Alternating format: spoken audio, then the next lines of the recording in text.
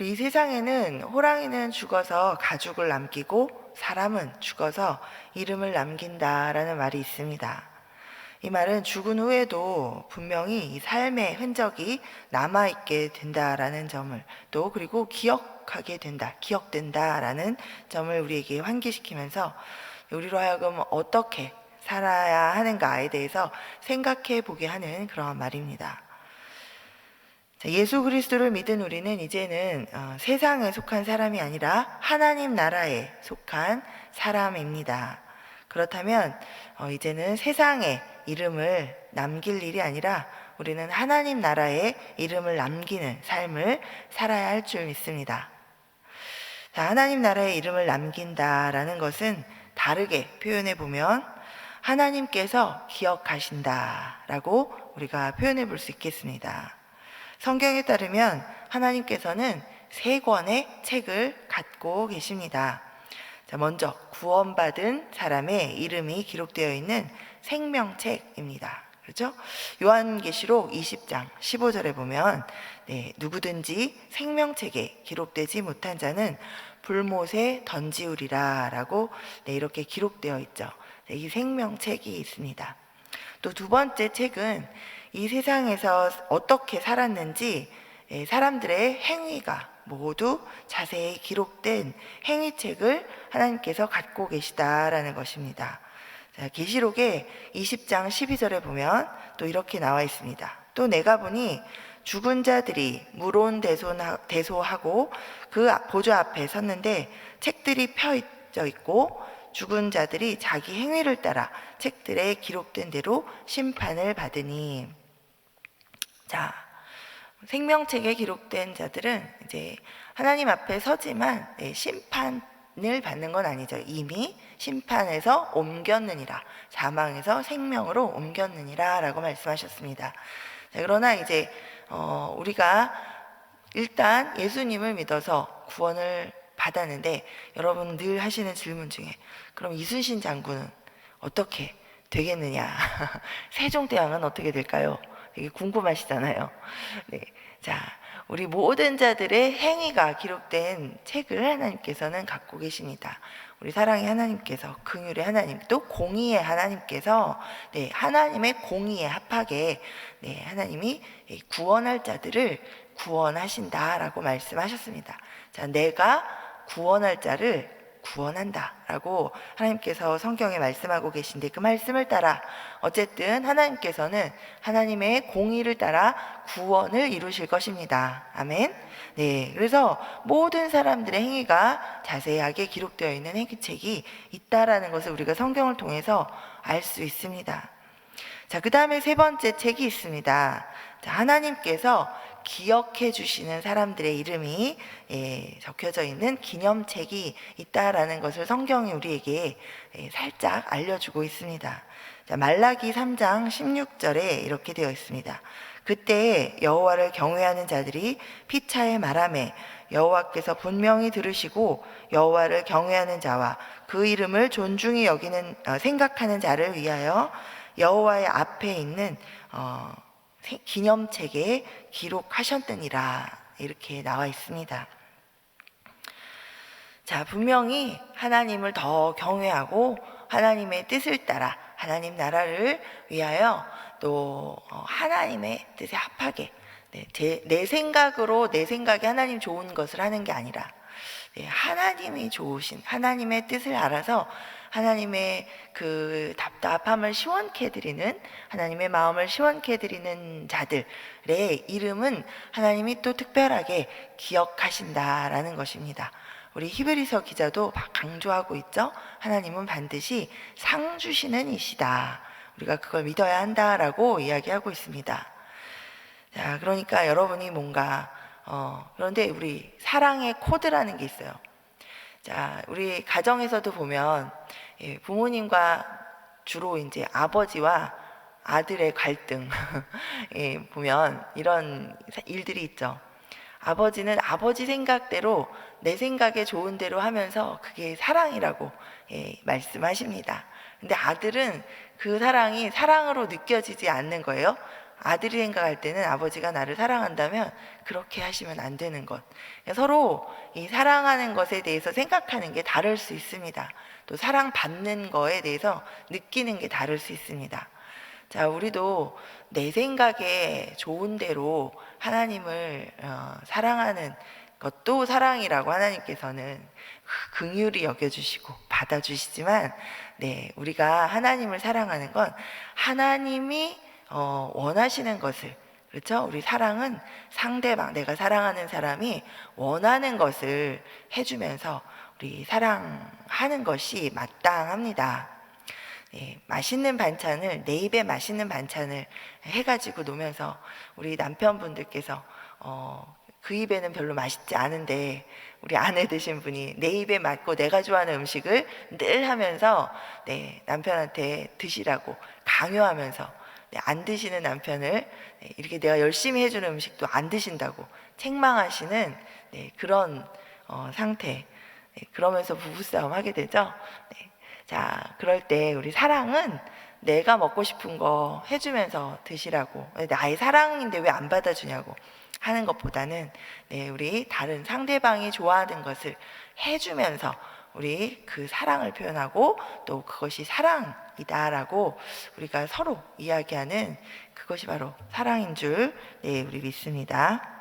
자, 오늘 본문 앞에 우리 본문이 있는 이 마가복음 14장 앞쪽에 이제 마가복음 12장에 보면 성전에서 예수님과 논쟁을 벌이던 유대인들 중에서 한 사람이 예수님께 그러면 이 모든 계명들 중에서 첫째 가는, 으뜸 가는 계명이 무엇입니까? 라고 이렇게 질문을 하는 장면이 나옵니다.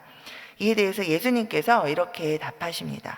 내 마음을 다하고 목숨을 다하고 뜻을 다하여 주 너의 하나님을 사랑하라 하신 것이요, 둘째는 이것이니 내 이웃을 내 자신과 같이 사랑하라 하신 것보다 더 큰 계명이 없느니라. 자, 하나님을 사랑하고 이웃을 사랑하는 우리의 행위를 하나님께서는 기억해 주십니다. 자, 기념책에 기록해 두시고 또 잘했다 칭찬하시면서 반드시 상급을 주시는 하나님이심을 믿으시기 바랍니다. 자, 오늘 이 읽은 본문은, 네, 향유 옥합을 깬 여인의 이야기입니다. 여러분이 잘 아시는 이야기죠. 오늘 이 말씀을 통해서 우리가 구원 얻게 되는 생명책에 이름이 기록되는 것과 또 우리의 행위가 낱낱이 행위책에 기록되는 것, 그리고 또 하나님께서 기억해 주시는 그런 기념책에 기록되는 것에 대해서 좀 생각해 보면서 우리 주님의 음성을 듣기를 원합니다. 오늘 설교 제목을 기억하리라 라고 주님이 말씀하신 그 말씀을 따서 지어보았습니다. 하나님께서는 반드시 기억해 주시는 분이십니다. 자, 오늘 이 본문의 시간은 이제 이틀이 지나면 유월절과 무교절을 기념하는 때가 오는 그 바로 시점입니다. 자, 유월절은 이 하나님이 이스라엘 백성을 애굽에서 구원해 내신 것을 기념하는 절기이죠.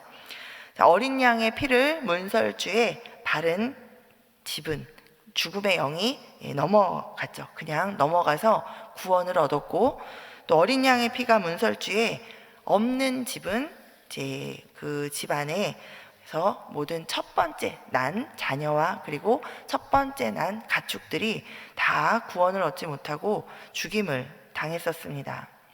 이 일을 계기로 이스라엘 백성은 이 430년간의 그 노예 생활을 마치고 이제 애굽에서부터 나오게 됐었습니다. 자, 이제 예수님께서는 직접 자기 자신이 이 유월절에 어린 양이 되셔서 이 예수님의 피값으로 우리를 영원한 죽음으로부터 구원해내는 사역을 이제 감당하시고자 하십니다. 자, 오늘 본문 1, 2절과 또 마지막 10절, 11절 이렇게 앞에와 뒤에 보면 예수님의 죽음이 암시되어 있습니다. 대제사장들과 이 서기관들이 예수님을 흉계로 잡아 죽일 그런 방법을 모색하고 있었고, 예수님의 12제자 중 한 사람이었던 가룟 유다, 이 가룟 유다가 예수님을 이제 넘겨주려고 이들을 찾아갑니다. 자, 그리고 이 두 가지 예수님의 죽음을 암시하는 이 두 가지 상황 전개 사이에 지금 이 3절부터 9절까지 마가는 한 여인이 이 향유를 부은 사건을 기록하고 있습니다. 자, 이를 통해서 이 두 가지를 우리가 생각해 보면서 우리 삶에서도 기도의 제목을 한번 찾아서 삼아 보기를 소원합니다. 우리 첫 번째는 권력과 돈에 미혹당하면 이 거리낌 없이 악한 짓을 하게 되고 또 자기도 모르게 계속해서 악한 길을 따라가게 된다라는 것을 우리가 꼭 생각해야 하겠습니다. 우리 어제 13장에서 살펴볼 때 예수님께서 몇 번이나 우리에게 강조하셨던 것이 있습니다. 바로 미혹당하지 않도록 깨어있으라 라는 것입니다.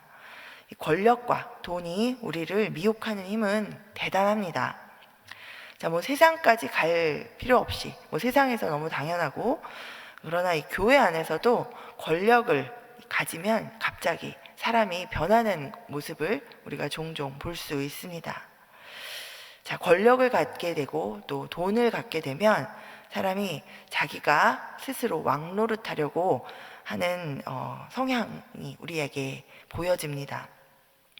중요한 것은 이렇게 미혹당해서 자기 자신이 잘못하고 잘못 가고 있는데 이 미혹을 당하면 자기 모습을 보지 못한다는 게 문제입니다. 자기가 잘못 가고 있다라는 것을 전혀 깨닫지 못한 채 악한 길을 계속 따라가게 된다는 것이 중요한 점입니다. 자, 지금 예수님은 이 십자가 지시기 마지막 일주일을 보내고 계십니다. 이 앞에 11장에서 보면 예수님이 예루살렘 성전에 들어가셔서 이 돈과 권력으로 이미 부패하고 타락해져 있는 그 사람들을 향해서 화를 내시는 장면이 나오죠. 이 성전을 회복시키고자 성전 안에서 이 장사하시는 자들을 내쫓으시는 그런 장면이 나옵니다.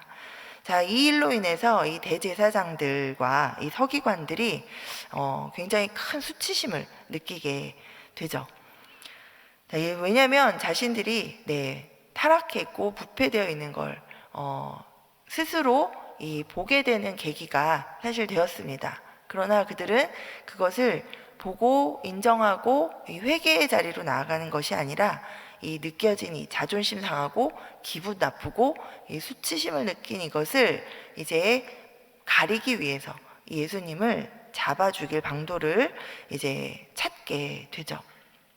자, 예수님의 이렇게 막 성전에서 이제 막 뒤집어 엎으시고 다 쫓아내시고 막 이런 공개적인 이런 지적으로 인해서 당시에 이 하나님의 이름으로 자신들의 탐욕을 채우던 이 리더십의 그런 행위들이 아주 드러나고, 사실 드러나서 자신의 잘못이 드러나고 누군가에 의해서 이렇게 깨달아질 수 있는, 깨닫게 되는 계기가 마련이 됨에도 불구하고 그것을 이제 어떻게 반응하느냐, 그것에 대해서 어떻게 반응하느냐에 따라서 우리는 하나님 앞에 회개로 나아가는 길로 가든지 아니면 자신의 수치를 계속 가리고 나는 그런 사람이 아니야, 나의 정당성을 내가 스스로 입증하고 마련하기 위해서 계속해서 악한 길로 가는 것, 이 두 갈래길에서 우리가 이제 또 그 다음 단계로 가게 됩니다.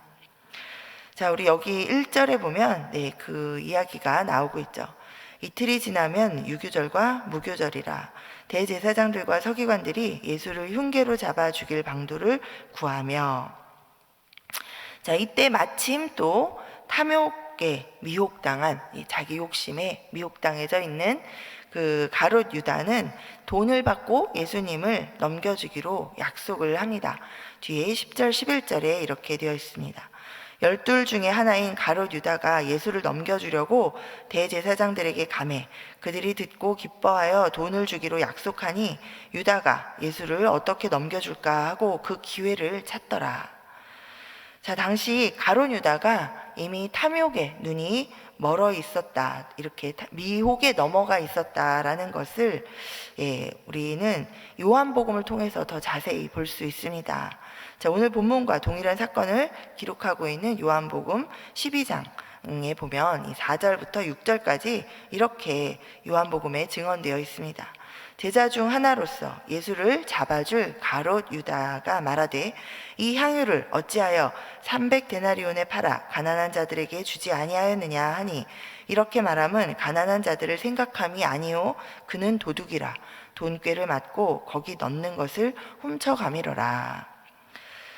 자, 결국 이 예수님을 믿었고 또 예수님을 따라다니면서 말씀을 들었고 예수님의 12제자 안에도 들어있었음에도 불구하고 이 탐욕을 버리지 못해서 이렇게 미혹당하자 이 가룟 유다는 이 악한 길로 빠져들고 빠져들다 결국은 이 예수님을 파는 그러한 결과까지도 서슴지 않고 행하는 그런 상태가 되어버립니다.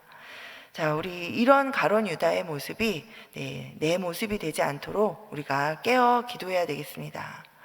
우리가 마음에 찔림이 올 때, 뭔가 자존심이 확 상할 때, 뭔가 기분이 좀 나쁠 때 내 기분 나쁜 것만 생각하고 내가 수치스러운 것만 생각하고 내 자존심 상하는 것만 생각할 게 아니라 그때 내 모습이 지금 어떤가? 왜 내가 이런 마음이 들까? 왜 나에게 이런 찔림이 오고 내 기분이 왜 나쁜가?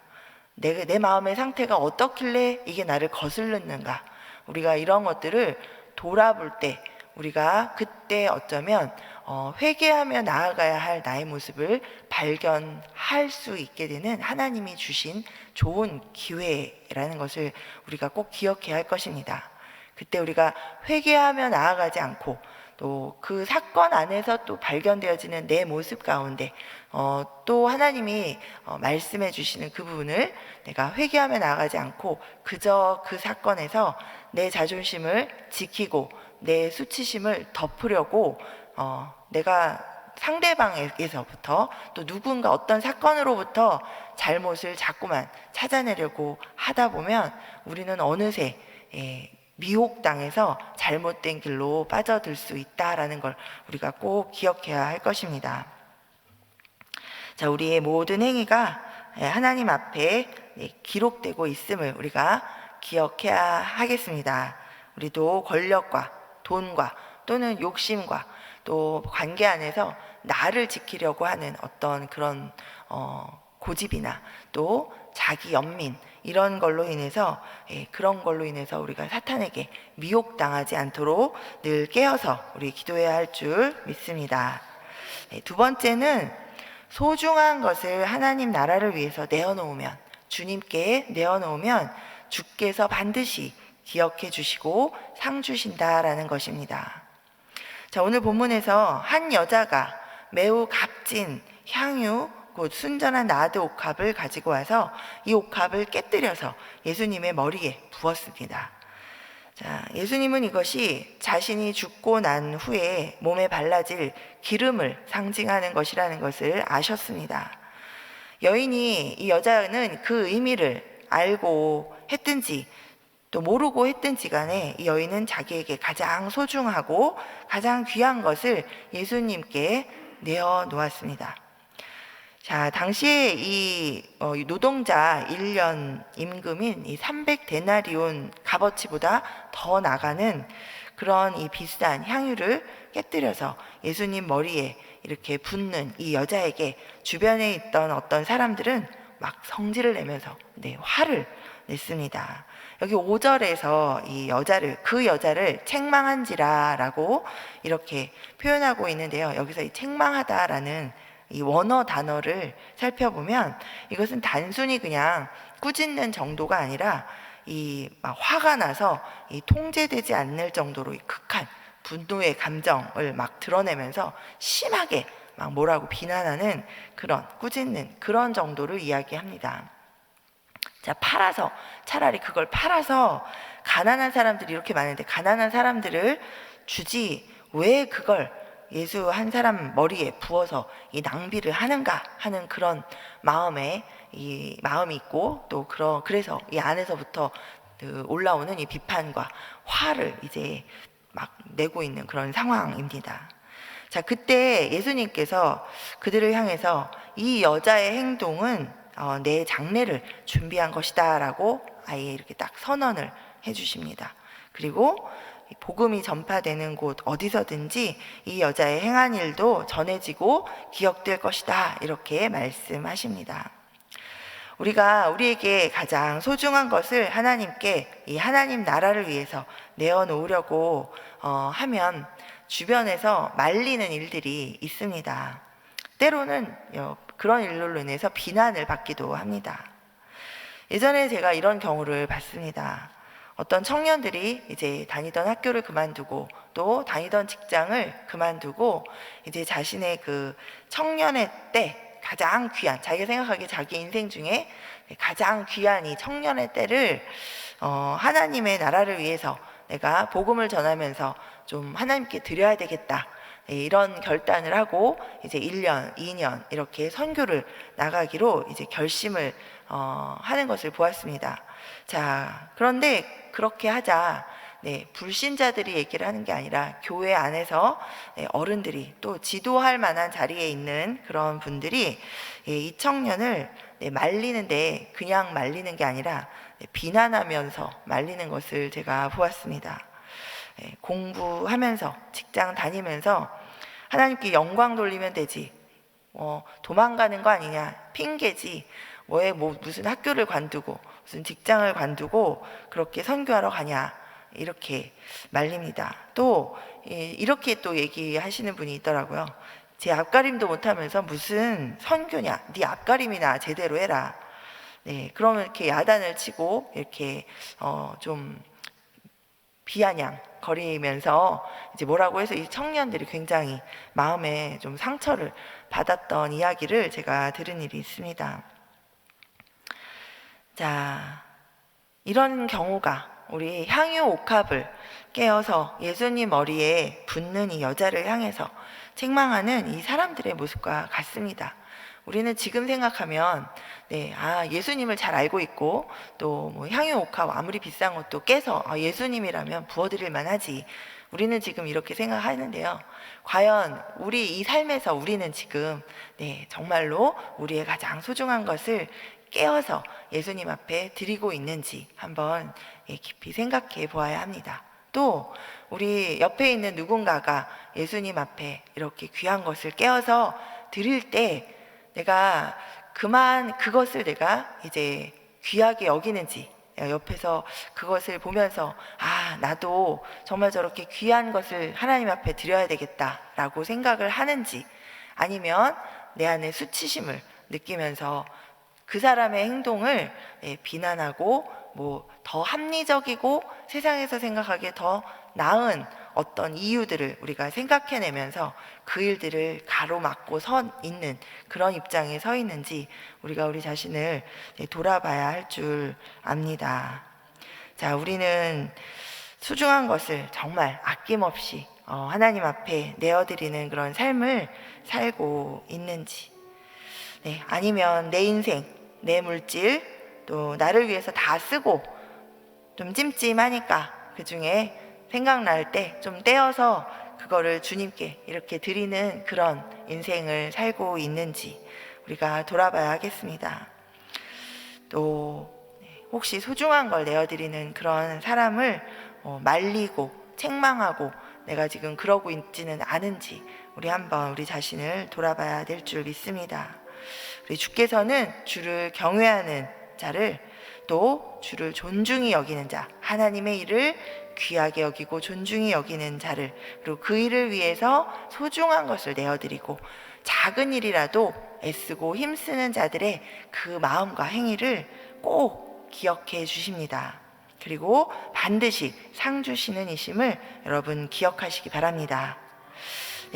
우리 권력과 돈과 또 내 욕심, 내 생각에 우리 마음 어두워지지 않고 또 미혹당하지 말고 또 그렇게 살아갈 수 있도록 우리 항상 깨어서 기도해야 할 줄 믿습니다.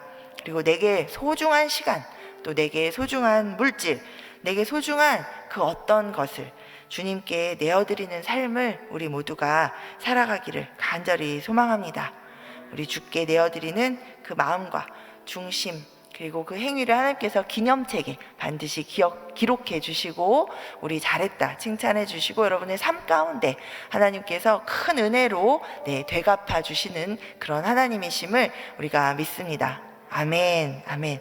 우리 하나님의 나라와 의를 먼저 구하면 우리의 모든 필요와 간구는 주님께서 더하여서 채워주신다라는 그 약속의 말씀이 우리 여러분의 삶 가운데 날마다 경험되어지기를 간절히 소망합니다. 아멘. 우리 기도하겠습니다.